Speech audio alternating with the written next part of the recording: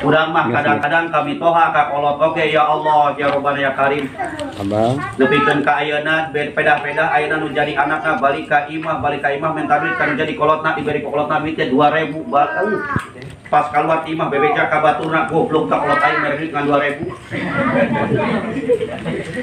Ai budak ayeuna mah geus beda-beda bahasa teh geus aya ka bapana diganti ngaranna bokap. Ka indungna nyokap. Aduh, aing balik heula aing di korban, aing sing carekan ku bokap, astagfirullah. Tigara rati edang ngaranna. Bapakna bokap, indungna nyokap. Jol ni ayeuna jol akina nyakoh tadinya. Allah mudah-mudahan kali. Geus bahasa di garati ka indung bapak, ayeuna adab-adaban kanu jadi indung bapak ge geus wararani. Baheula sim abdi keur budak liwat tong segani hareupeun guru, hareupeun kolot teu wani. Kumaha budak ayeuna bos? Budak ayeuna mah ayeuna keluar timah ge geus nyaho eta bapana keur ayeuna nguduk keur ngopi di luar imahna kursi. Budak liwat bae lupa, buledah bapana kata budak. Kulecek eta kolotna limpanan eta. Cek bapana teh atuh di leumbang lamunan. Sorry Pak, sorry. Ya Allah.